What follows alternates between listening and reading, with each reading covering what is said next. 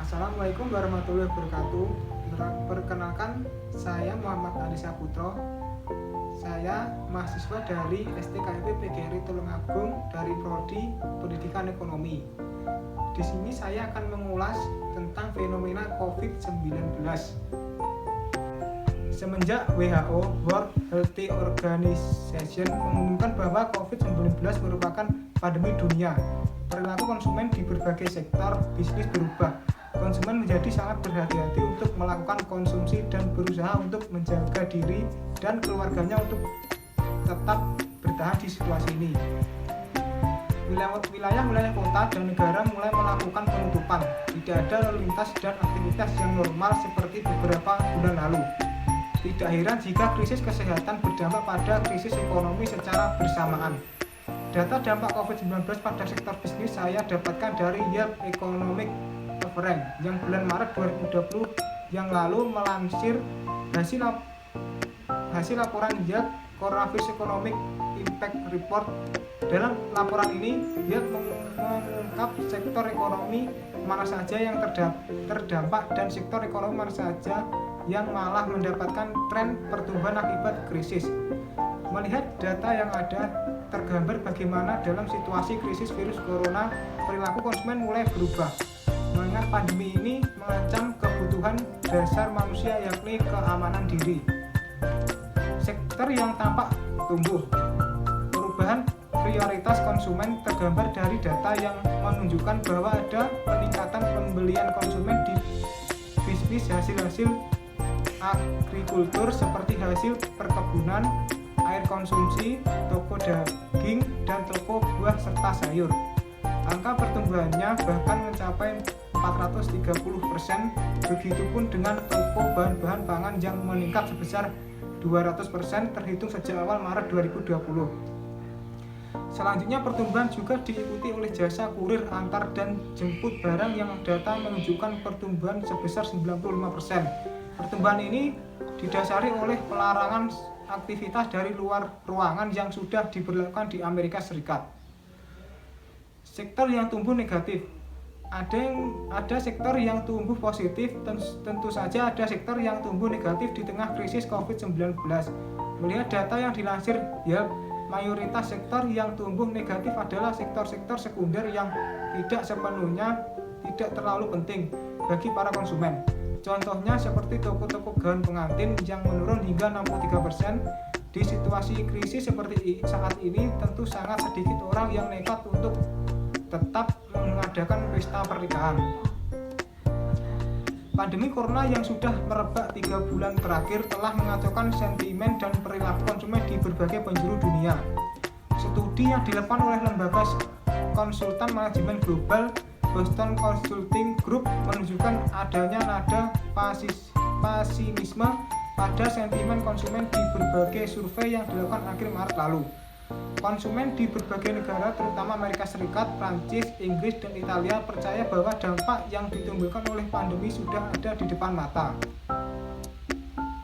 Konsumen-konsumen di negara tersebut juga meyakini bahwa dunia berada dalam bahaya serius. Tak terkecuali konsumen di Cina yang wabahnya kian tertanggulangi. Sedikit flashback, virus corona diyakini berasal dari kota Wuhan, Provinsi Hubei, Cina bagian tengah. Virus ini tergolong ke dalam kelompok yang sama dengan virus penyebab wabah SARS 2003 silam. Dengan strain baru, ketika kasus infeksi baru yang dilaporkan di Cina mulai menurun drastis pada akhir Februari.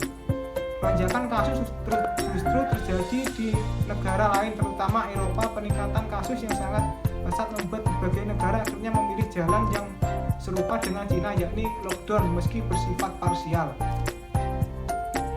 Implikasi dari lockdown adalah mobilitas orang menjadi terbatas karena hanya berdiam diri di rumah sembari menjaga jarak aman untuk menghindari kontak langsung dengan massa yang berpotensi mengakibatkan penyebaran virus.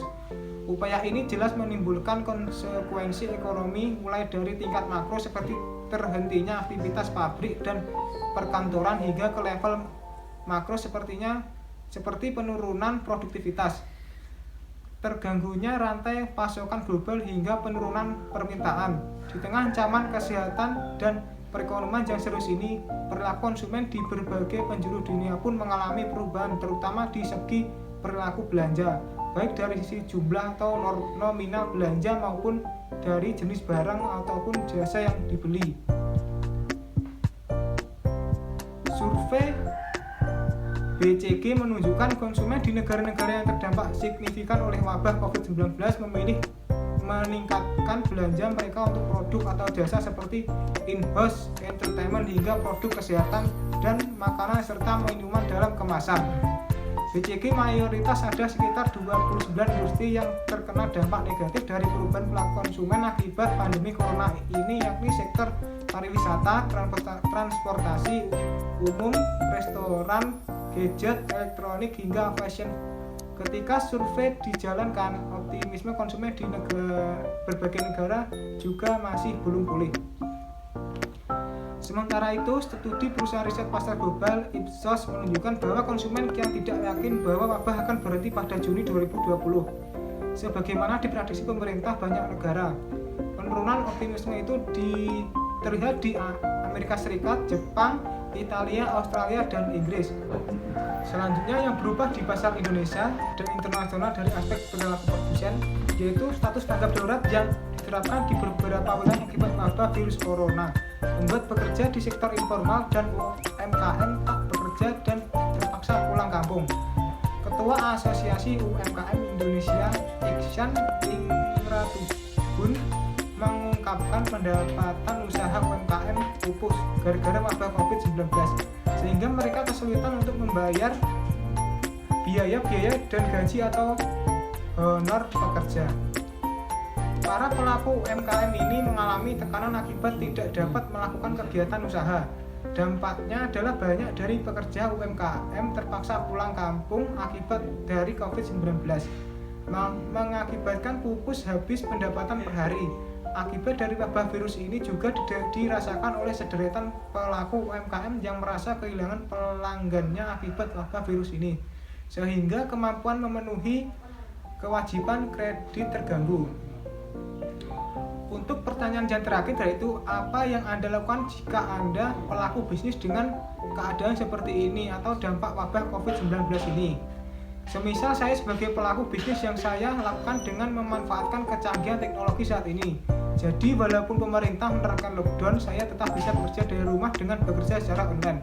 Dengan begitu, bisa sedikit membantu pemerintah dan para medis untuk memutus mata rantai penyebaran wabah COVID-19 ini. Sekian ulasan dari saya, ada kurang lebihnya saya mohon maaf. Wassalamualaikum warahmatullahi wabarakatuh.